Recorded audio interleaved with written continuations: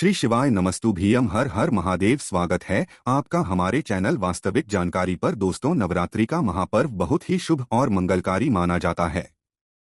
नवरात्रि के पूरे 9 दिन गंगाजल की हर एक बूंद की तरह पवित्र माने जाते हैं। यह शुभ समय भक्तों के जीवन में खुशियों की सौगात लेकर आता है। दोस्तों, आपको बता दें, 2024 में इस साल चैत्र के प्रथम दिन मंगलवार होने से माता दुर्गा की सवारी इस बार घोड़ा है। माता दुर्गा जी का घोड़े पर सवार होकर आना शुभ संकेत नहीं माना जाता। धार्मिक मान्यताओं के अनुसार जब भी माता दुर्गा जी घोड़े पर सवार होकर आती है तो सामाजिक और राजनीतिक स्तर पर बड़े बदलाव देखने को मिल सकते हैं। घोड़े को तीव्रता, युद्ध आदि का प्रतीक माना जाता है। इसलिए जब भी माता की सवारी घोड़ा होता है तो राजनीतिक गलियारों में हलचल देखने को मिलती है। देश और दुनिया जंग के आसार बन सकते हैं और कोई बड़ा राजनीतिक परिवर्तन भी देखने को मिल सकता है। दोस्तों, इस बार नवरात्रि पूरे 9 दिनों तक मनाई जाएगी।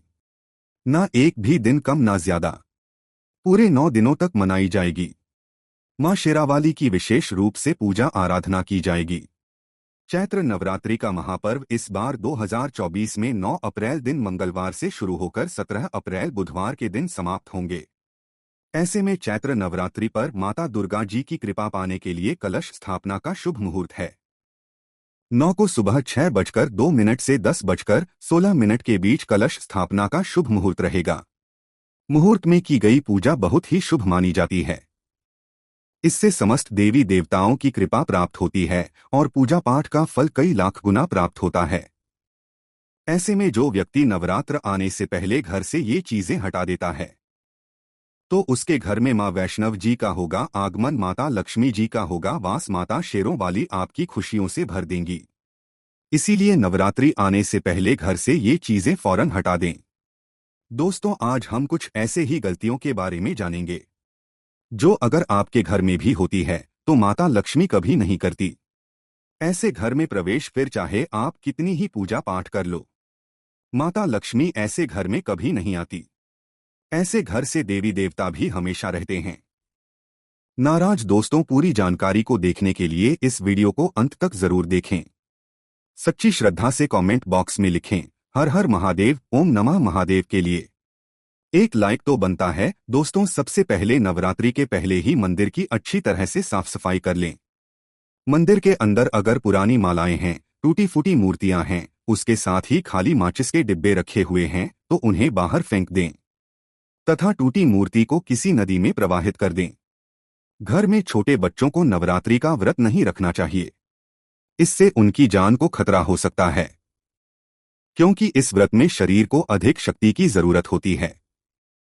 माता शेरावा की तस्वीर अगर कांच के फ्रेम की है और वो कांच हल्की सी अगर टूटी हुई हो तो ऐसे कांच को बदलवा ले या ऐसी तस्वीर को जल में विसर्जित कर दे। टूटी मूर्ति की पूजा करने से, टूटी तस्वीर की पूजा करने से आपकी श्रद्धा, भक्ति, व्रत आदि सब टूट जाता है, आपका व्रत खंडित हो जाता है। दोस्तों, नवरात्रि के 9 दिन बहुत ही पवित्र होते हैं। नवरात्रि के 9 दिनों में आचार्य विचार और घर को साफ सुथरा और पवित्र रखना अति आवश्यक है। इसीलिए के 9 दिनों में ब्रह्मचार्य का पालन किया जाता है और तामसिक भोजन ग्रहण नहीं किया जाता।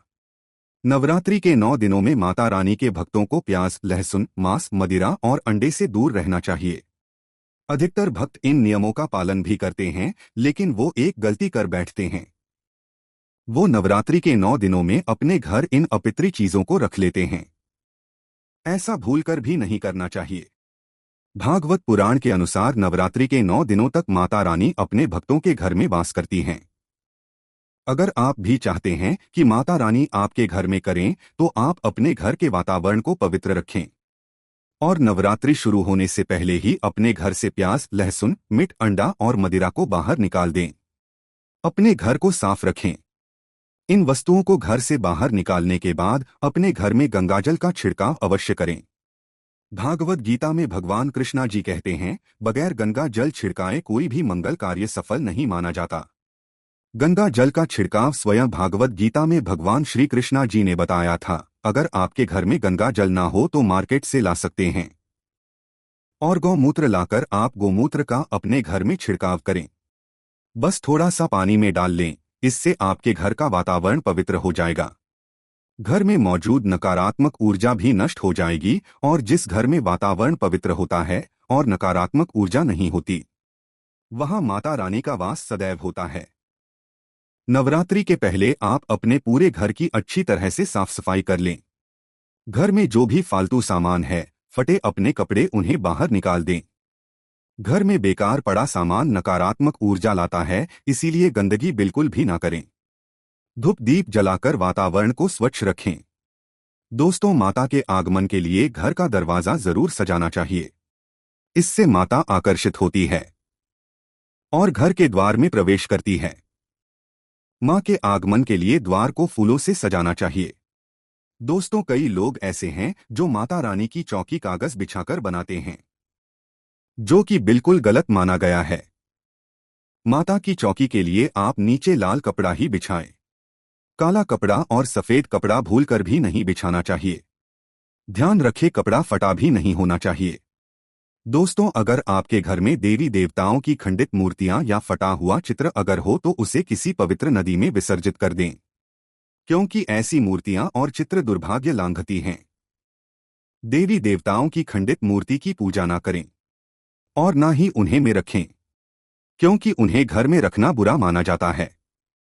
दोस्तों, वहीं अधिकतर लोग अपनी छत पर या अपने घर के मुख्य दरवाजे के आसपास कबाड़ इकट्ठा कर देते हैं। ऐसा करना अशुभ माना जाता है। अगर आपने भी अपने घर में घर के मुख्य दरवाजे पर या छत पर या फिर खासकर घर के उत्तर दिशा में कबाड़ इकट्ठा कर दिया है, तो नवरात्रि शुरू होने से पहले उस कबाड़ को घर से अवश्य ही निकाल दें। दोस्तों, यदि आपके घर कोई भी बंद घड़ी है तो नवरात्रि शुरू होने से पहले उसे अपने घर से हटा दें और नई ले आए या उसे सही करवा ले। घड़ी को प्रगति का प्रतीक माना जाता है। बंद घड़ी समय से पीछे चलने वाली हमारी प्रगति में बाधा डालती है। इसीलिए नवरात्रि शुरू होने से पहले ही आप बंद घड़ी को घर से बाहर निकाल दें। दोस्तों, अगर आपके घर के मंदिर में किसी भी तरह का कोई फालतू सामान रखा है, जैसे कि साढ़े गले, फूल, अगरबत्ती, धूप बत्ती के डिब्बे या माचिस आदि के डिब्बे या कोई भी खाली पैकेट मंदिर में ना रख, या फिर कोई फटी पुरानी धार्मिक पुस्तक या भगवान के कोई पुराने कपड़े जो फट गए हैं या मुकुट माला जो खराब हो गई है, तो उन्हें आप जितना जल्दी हो सके अपने मंदिर से हटा दें। नवरात्रि से पहले आप अपने मंदिर की और मंदिर के आसपास की साफ सफाई अवश्य ही करें, तभी माता रानी की चौकी स्थापित करें। इसके साथ ही आप अपने धन रखने के स्थान की सफाई भी अवश्य करें, क्योंकि नवरात्रि के दौरान माता लक्ष्मी भी गृह प्रवेश करती है। धन रखने के स्थान किसी भी तरह का कोई भी फालतू सामान, टूटा हुआ सामान ना रखें। धन रखने के स्थान को मंदिर की तरह ही साफ रखें। नवरात्रि के दौरान माता रानी की पूजा में कौड़ियों को शामिल करें। माता रानी के साथ साथ रोजाना कौड़ी का भी पूजन करें। इसके बाद आप कौड़ी को धन रखने के स्थान पर रख दें। ऐसा करने से बरकत हमेशा होती है। अगर आपके पास पुराने जूते, चप्पल इकट्ठे हो गए हैं तो नवरात्रि से पहले उन्हें घर से बाहर डाल दे। पुराने जूते, चप्पल की अशुभता के कारण ही घर में नकारात्मक ऊर्जा आती है और घर में अशांति और कलह का माहौल रहता है। नवरात्रि आने से पहले घर से जाला निकालना ना भूलें। अगर जिस घर में जाला होता है उस घर में माता रानी कभी वास नहीं करती। साथ ही साथ टूटे फूटे बर्तन अगर घर में पड़े हैं या टूटा हुआ आईना भी अगर घर में हो तो उसे भी निकाल दें। घर में टूटे फूटे ईंट, पत्थर भी नहीं रखना चाहिए, इससे माता लक्ष्मी हो जाती है। अब हम जानते हैं नवरात्रों के दौरान क्या नहीं खाना चाहिए और क्या नहीं पीना चाहिए, और कौन सा फल खाने से व्रत संपूर्ण और सफल हो जाता है।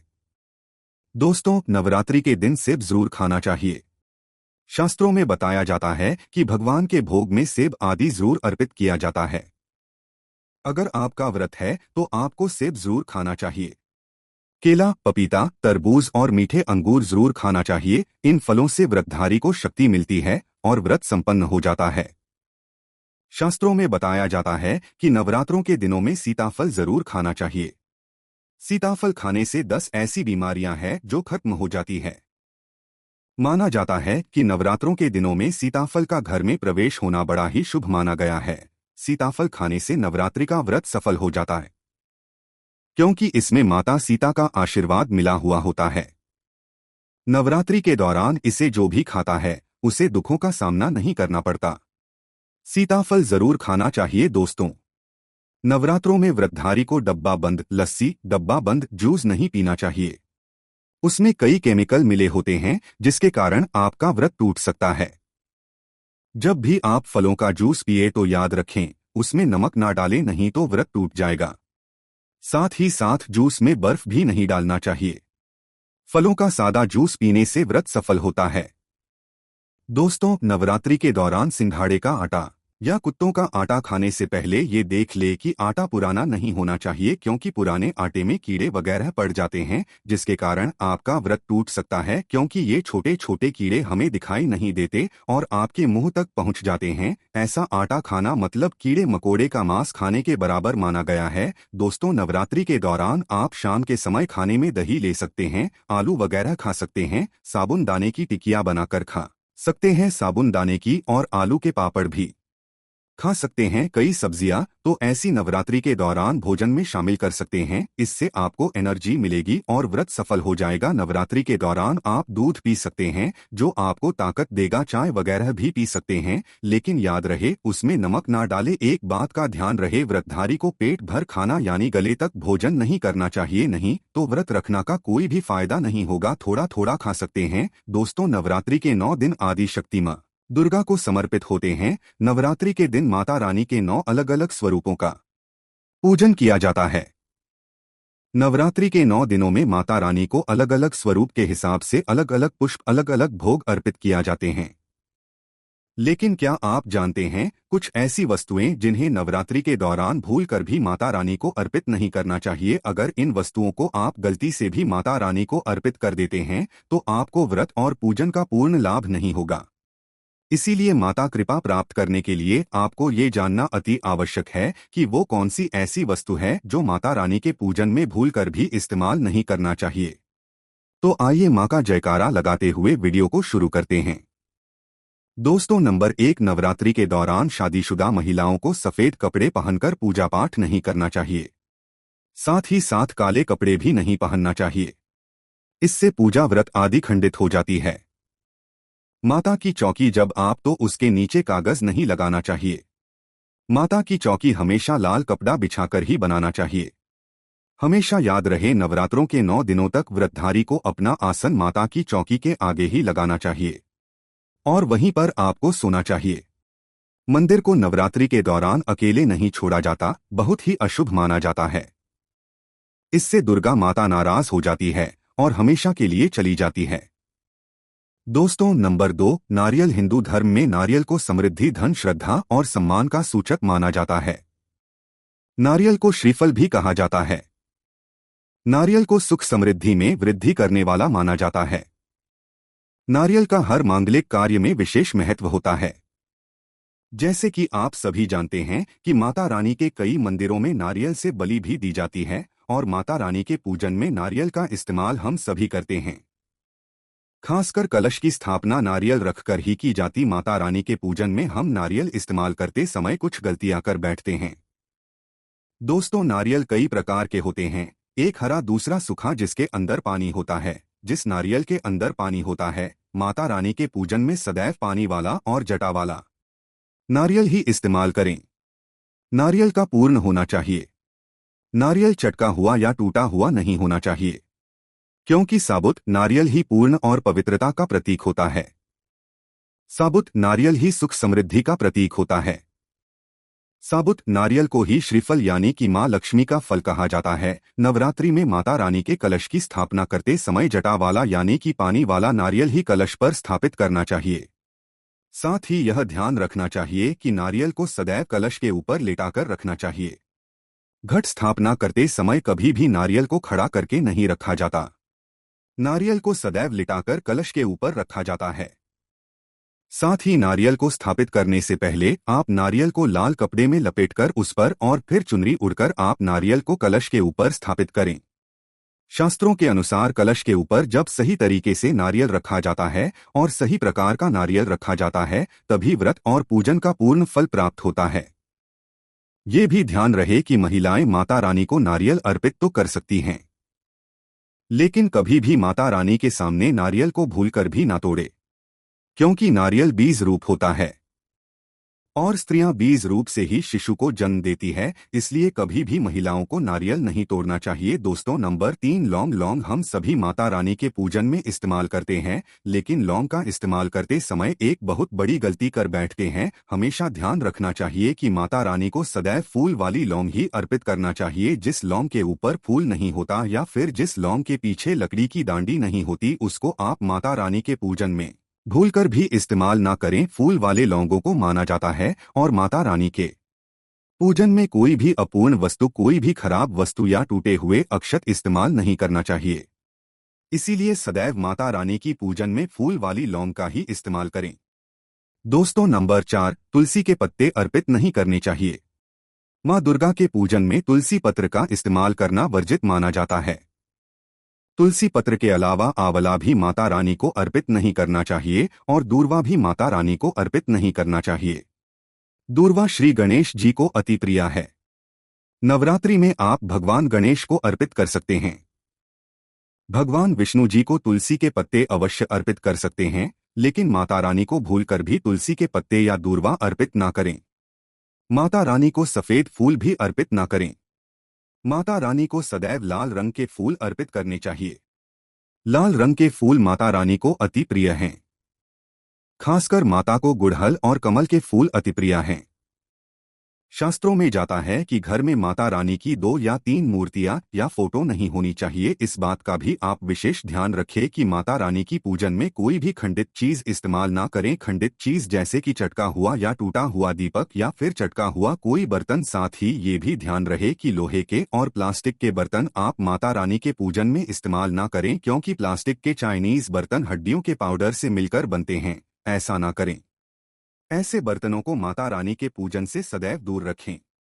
माता रानी को जो पुष्प अर्पित कर रहे हैं उन्हें सूंघे नहीं। सूंघे हुए फूल या गिरे हुए फूल या फिर मुरझाए हुए फूल माता को अर्पित न करें। श्री शिवाय नमस्तुभ्यं। हर हर महादेव।